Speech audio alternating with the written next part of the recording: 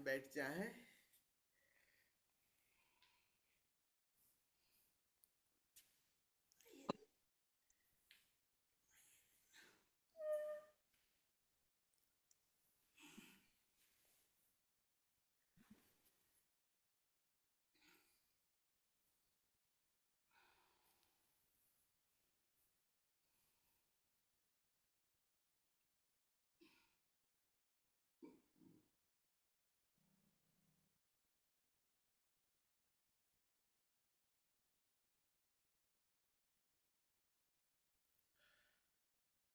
कहे कबीर दीवाना, सब देव की साधना में आप सभी मित्रों का हृदय से स्वागत। आप सभी को प्रणाम करता हूँ। बहुत प्यारे वचन हैं। पैया लागू गुरु पैया लगू, नाम लखा दीजो रे। ओंकार के जो आयाम हैं वो दो मुख्य आयाम हैं। एक ओंकार को जब हम सुनते हैं वो नाद, और ओंकार को जब प्रकाश की तरह देखते हैं। बहुत सारे आयाम हैं ओंकार के, तो उसमें ये दो मुख्य आयाम हैं। और ओंकार को जब हम देखते हैं प्रकाश की तरह, तो उसे ही प्रकाश की तरह निरति निरखना कह रहे हैं। और उसी को धर्मदास बड़े प्यारे शिष्य, बहुत प्यारे शिष्य रहे हैं। कबीर के सबसे प्यारे शिष्यों में से रहे धर्मदास जी। और आगे कबीर की परंपरा को जो आगे ले जाते हैं वो धर्मदास ही ले जाते हैं। बहुत प्यार करते हैं। दो मुख्य शिष्य हुए, ऐसे तो बहुत सारे शिष्य हुए। और अभी कुछ लोगों को पता नहीं है, काफी लोग जानते हैं कि नानक देव भी कबीर के ही शिष्य थे। कबीर से ही उन्होंने दीक्षा ली थी। लेकिन स्थिति उस समय ऐसी थी कि ऊंच और नीच में इतना फर्क था जैसे रामानंद जी कबीर के गुरु रहे हैं, लेकिन एक दूरी रही समाज में, उतना निकटता नहीं रही। नानक देव जी ने भी दीक्षा ली कबीर से, लेकिन कबीर एक छोटी जात से आते थे, जुलाहे से आते थे, तो समाज में बड़ा एक डिस्टेंस रहता था कि कबीर भी जब दीक्षा लिए तो रामानंद ज़्यादा पास नहीं रहे और दूर रहे, लेकिन सारी दीक्षा दीक्षा। और कहीं न कहीं रामानंद जी ने अपने पद्यों में कबीर का जिक्र किया है, जैसे नानक देव ने भी गुरु ग्रंथ साहिब में कबीर का जिक्र किया है, उसी तरह से। और कबीर का जब जिक्र करते हैं, एक तो गुरु ग्रंथ का पृष्ठ 721 में उन्होंने लिखा है कि हक्का कबीर करीम तू बेऐब परवर दिगार। इस तरह से जो गुरु ग्रंथ साहिब है, गुरु ग्रंथ का पृष्ठ 721 में कबीर के बारे में जिक्र करते हैं, और 731 में भी कबीर के बारे में गुरु ग्रंथ साहिब में कहते हैं कि अधुला नीच जात परदेशी मेरा, अधुला नीत जात परदेसी मेरा, खिन आवे तिल छावे, जाकी संगत नानक रहदा, क्यों कर मोहडा पावे। कह रहे हैं जाति तो नीत थी भले वो समाज के दृष्टि से, लेकिन उनके संगत, उनकी संगत मिल गई तो सारे भ्रम, सारे मोह दूर हट गए। तो कबीर के बड़े प्यारे संत हैं, बड़े प्यारे शिष्य हैं धर्मदास, और गा गा करके परमात्मा को जितने संत हैं वो गा गा करके पाते हैं। और इसमें कह रहे हैं कि नाम लखा दीजिए। अब उस नाम को सुन तो लिया है, अब लखा दीजिए। यात्रा क्रम से स्थूल से सूक्ष्म तरह होती जाती है, तो सबसे जो स्थूल आयाम है परमात्मा का, वो ओंकार का श्रवण रूपी है नाद। नाद जो है वो लगभग आपको, क्योंकि चौथे चक्र से आपको सुनाई, उसकी दूर से आवाज सुनाई देती है, लेकिन प्रकाश जो है, प्रकाश जब दसम द्वार पर, जब तक वो द्वार नहीं खुलेगा ना, तब तक आपको भीतर अंतर प्रकाश, अंतर दर्शन नहीं होता है।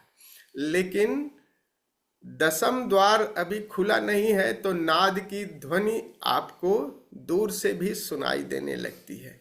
तो स्थूल आयाम है, सूक्ष्म आयाम है प्रकाश। और प्रकाश ऐसे साधक जब चलता है ना, सारी यात्रा क्या है, अंतर सारी यात्रा आप जाते तो ऊपर हो, लेकिन यात्रा जो करते हो नीचे है, आपके अवचेतन की सारी यात्रा है। अवचेतन में जैसे जैसे और गहराते जाओगे तो ये जो परमात्मा के आयाम हैं वो और सूक्ष्मतर होते जाते हैं। नाद प्रथम है कहने की है, लेकिन वही सभी वही आयाम परिवर्तित हो जाते हैं बस डोर पकड़ के। तो जैसे जैसे आगे जाते हैं, गहराई आती है तो प्रकाश भी दिखाई देता है। फिर प्रकाश के साथ फिर गंध है, खुमारी है, ये सब आनंद आने लगते हैं, सहज ही पता लगते हैं। लेकिन इन दो आयामों का खूब पता लगता है सभी साधक को, और इनके साथ खूब साधना की गई है सभी साधकों ने, प्रकाश और नाद की, अनहद की। तो उसी तरह से, क्योंकि आगे फिर यही प्रकाश भी चैतन्य है, और चैतन्य से फिर निर्वाण है। तो समाधि के सब अलग अलग आयाम हैं और क्रमशः सूक्ष्मतम। तो इसमें नाद के, उस ओंकार के प्रकाश की बात कर रहे हैं कि नाम लखा दीजो। गुरु के प्रेम में भक्त पढ़ते हैं, ऐसा नहीं कि गुरु ही नाम लखाएगा, लेकिन गुरु जिसने वो सब कुछ बताया, उसके प्रेम में पढ़ते ही बस एक का ख्याल रहता है, और एक को ख्याल रखते ही, उस नाम का ख्याल रखते ही नाम के साथ अपनी टेर लग जाती है। और गाते ही विचारों से हम मुक्त गाते, जैसे भजन गाते हैं वैसे भाव में हम प्रवेश कर जाते हैं, और भाव से फिर एक कदम आगे और बीइंग में चले जाते हैं, अपनी चेतना में। और 10वां द्वार खुल जाता है और नाम लखा दीजो, गा गा करके हम धर्मदास ने पाया। धर्मदास और गोपाल दास ये दो पट शिष्य रहे कबीर के दोनों। तो धर्मदास छत्तीसगढ़ के थे, जब छत्तीसगढ़ पे, हालांकि पूरे देश में कबीर की परंपरा को वही आगे बढ़ाए, लेकिन छत्तीसगढ़ में जो उनका कबीर का जो शाखा थी वहाँ पे उन्होंने बनाया, और जो बनारस की जो शाखा थी उसको गोपाल दास जी ने चलाया। गोपाल दास जी भी शिष्य रहे, लेकिन धर्मदास बड़े प्यारे शिष्य रहे, बहुत अच्छे ढंग से कबीर की परंपरा को आगे बढ़ाए। तो चलिए हम भी नाम लखा दीजिए रे इसका प्रयोग करते हैं। आज भी हम कुंडलनी ही ध्यान करेंगे। कुंडलनी के जो चरण हैं, कुलदीप जी नहीं थे तो आज करिएगा। पहला चरण थोड़ा सा आज कम कर दिए हैं, 2 मिनट, 2-3 मिनट कम कर दिए हैं, बाकी सेम है चरण, ताकि वो ज़्यादा नहीं, 2-3 मिनट कम है। तो पहला चरण है, शरीर को कपाना है, खड़े होकर के कंपन करना है, और करीब 10-12 मिनट कंपन का शरीर को बिल्कुल ढीला रखिएगा, अपने दोनों कंधे ढीले, सब कुछ ढीला रखिएगा। और तरीका है कि बस अपने पे आ जाइएगा, अपने शरीर को देखिएगा और उस संगीत को उतरने दीजिएगा, उसके साथ कपिएगा, कंपन करिएगा, और एक साथ भाव करें, भाव भी करेंगे और कंपन से ऊर्जा ऊपर की तरफ गति भी करती है। कंपन बड़ी प्यारी टेक्निक है ऊर्जा को ऊपर उठाने की।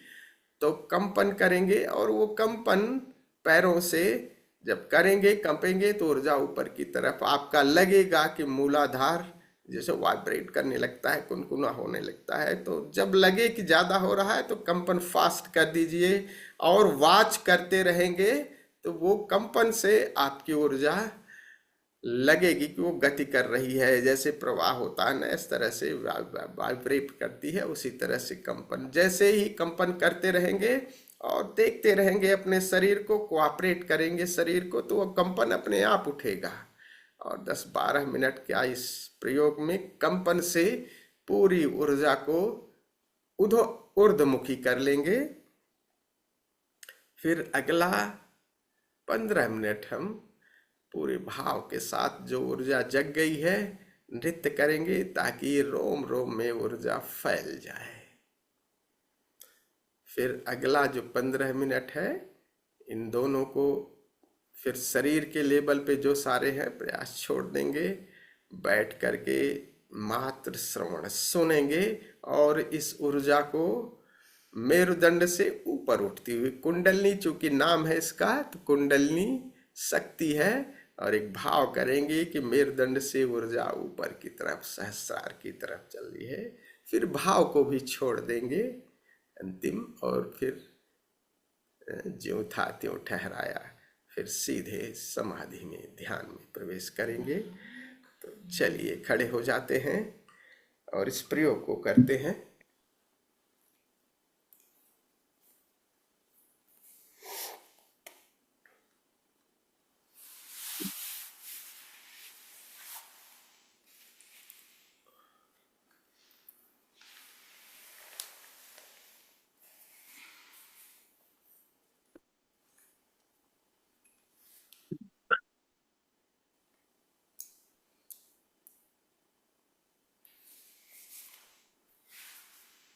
दोनों पैरों में थोड़ा सा गैप रखें, अपने कंधे ढीले रखें, शरीर को पूरा ढीला, और संगीत के साथ शरीर को कपाएं।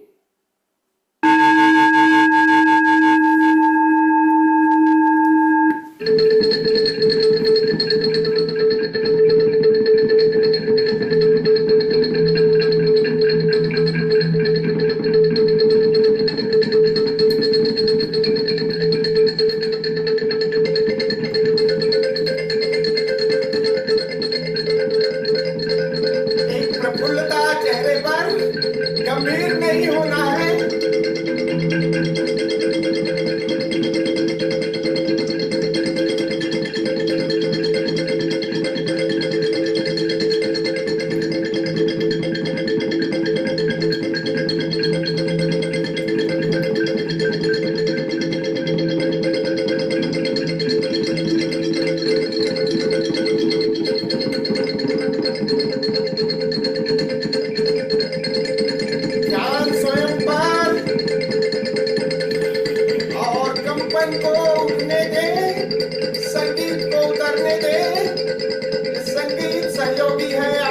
कंपन में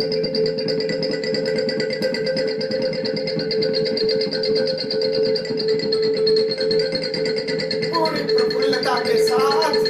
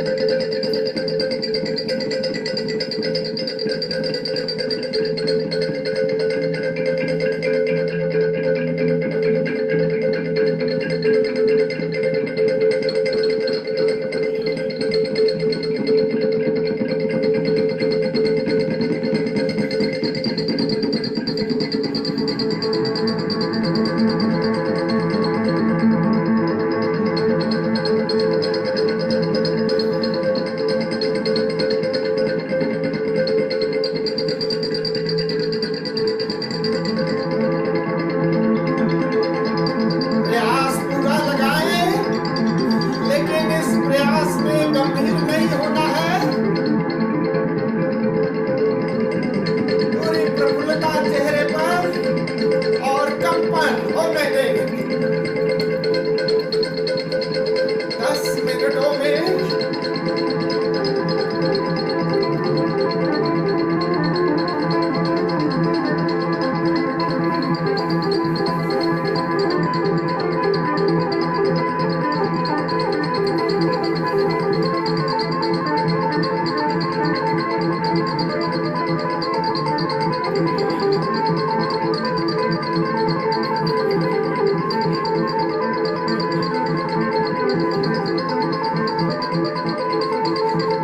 shake your body totally from top to bottom.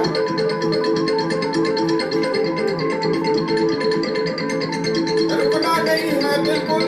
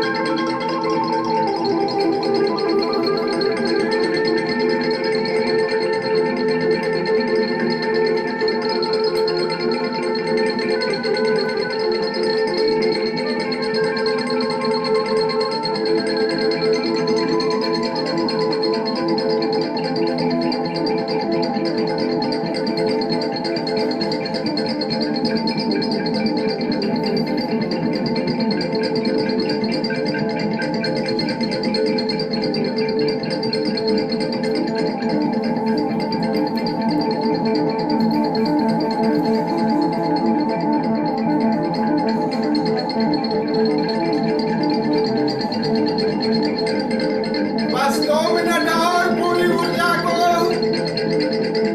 जगा ले कंपन के साथ।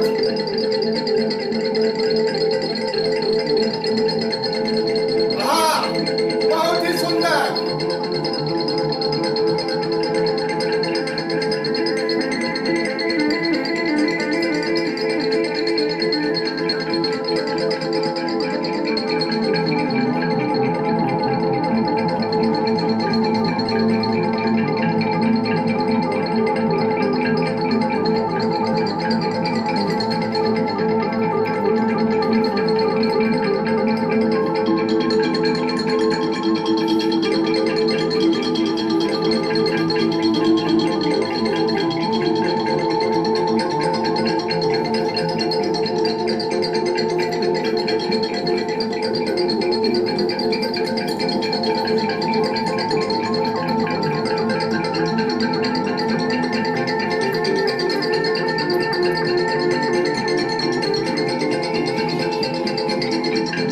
अब तुम 1 मिनट कंपनी हो जाए।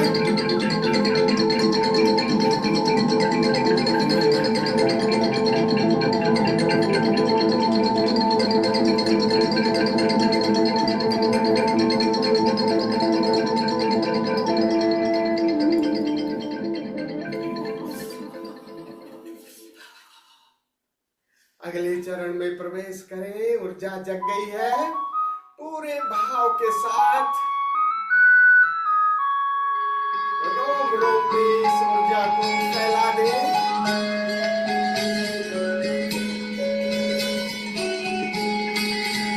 झूमे संगीत की लय के साथ जैसे वृक्ष झूमते हैं।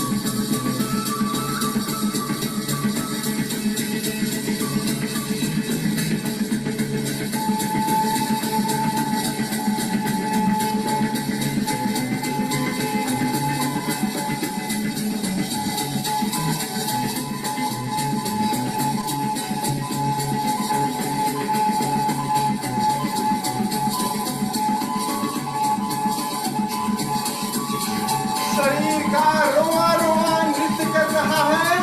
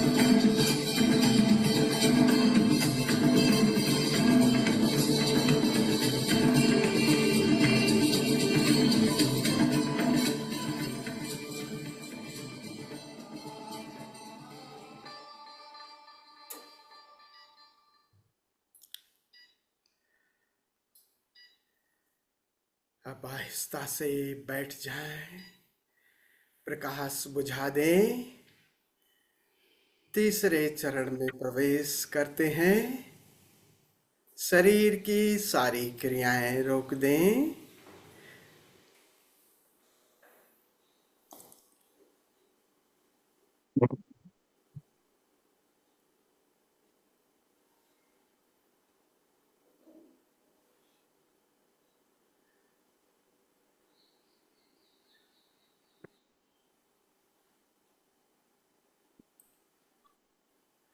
एक सरल सी मुद्रा चुन लें। रीढ़ और गर्दन सीधी रखें।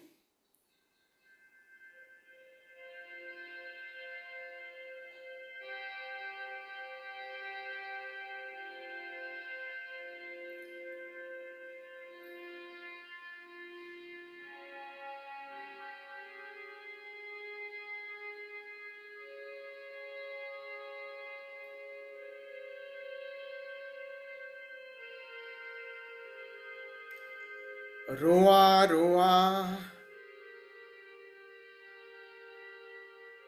कान बन जाए।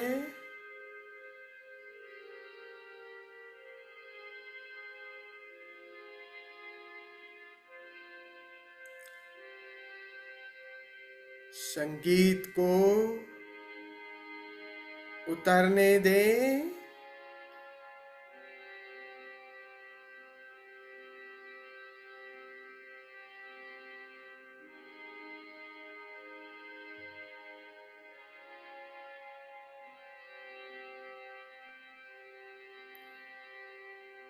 भाव करें, आपके मेरुदंड से एक प्रकाश की ऊर्जा नीचे से ऊपर की तरफ गति कर रही है।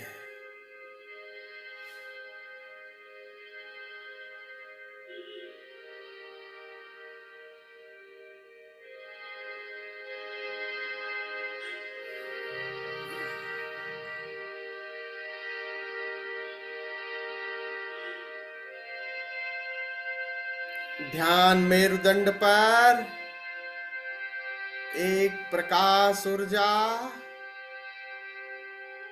ऊपर की तरफ, मेरुदंड से नीचे से ऊपर की तरफ।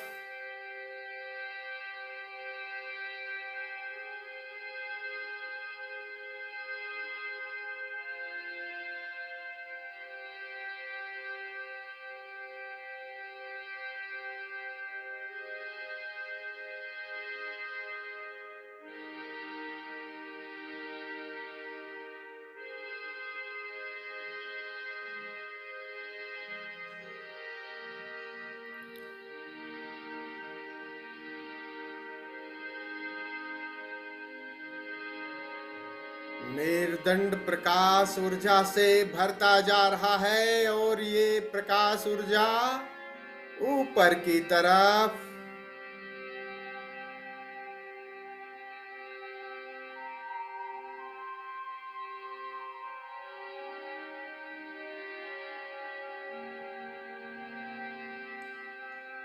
पूरा मेरुदंड एक प्रकाश का मानो पुंज हो गया।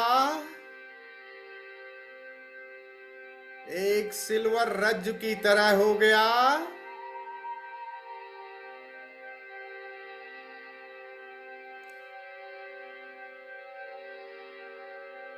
ऊर्जा अपने दशम द्वार पर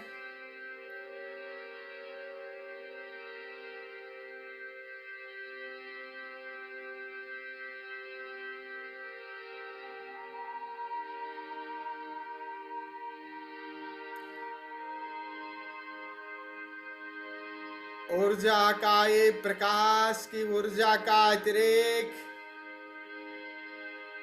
सहस्रार की तरफ ये ऊर्जा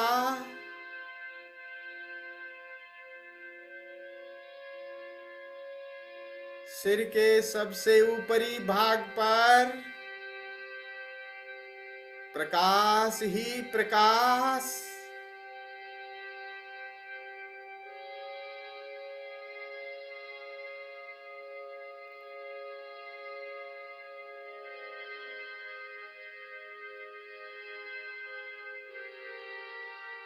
प्रकाश से भर गया सिर का सबसे ऊपरी भाग, मानो 1000 पंखुड़ियों वाला कमल खिल गया।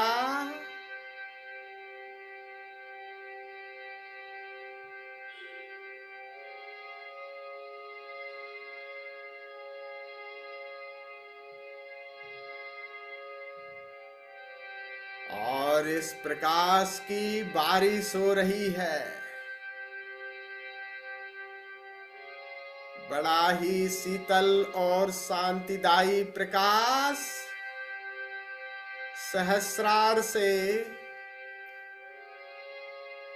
प्रकाश की बारिश।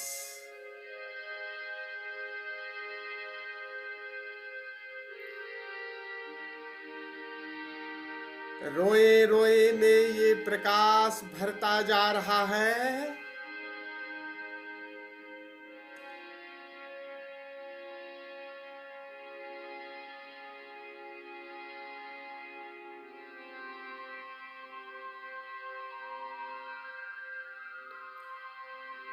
प्रकाश भरता जा रहा है। प्रकाश की शीतल शांतिदायी बारिश में आप प्रकाश ही हो गए।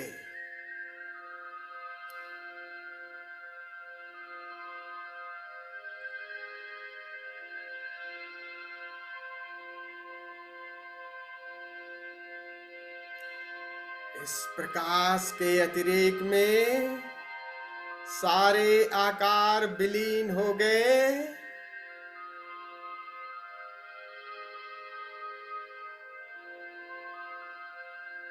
देह तो मिट गई,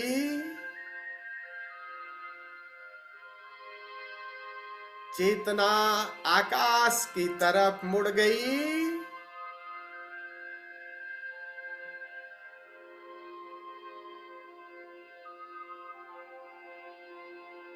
Now you are the space.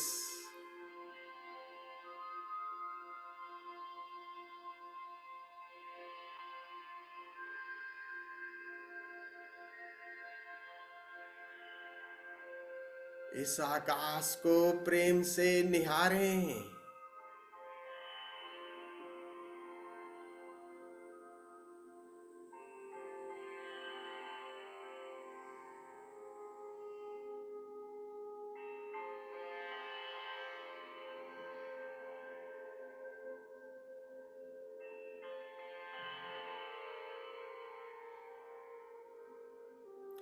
असीम है इसका विस्तार, कहाँ है सीमा।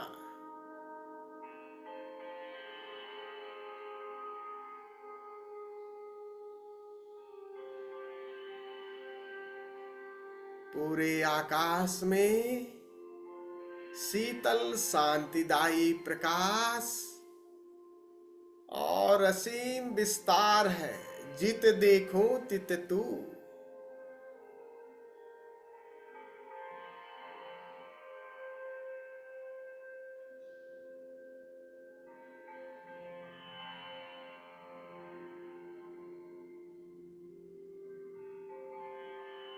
संत धर्मदास कहते हैं, पैया लगो गुरु पैया लगो, नाम लखा दीजो रे, नाम लखा दीजो रे, नाम लखा दीजो रे।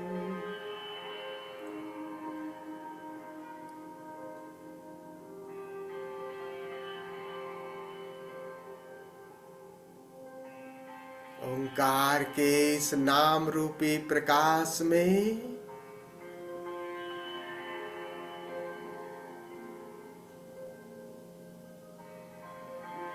और गहरे उतरते जाएं।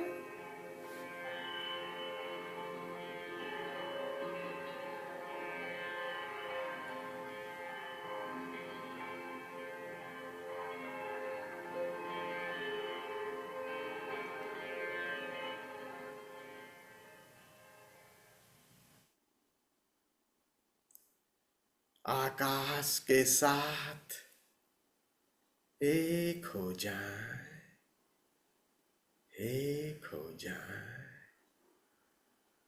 समाधि में प्रवेश करें। हरि ओम तत्सत।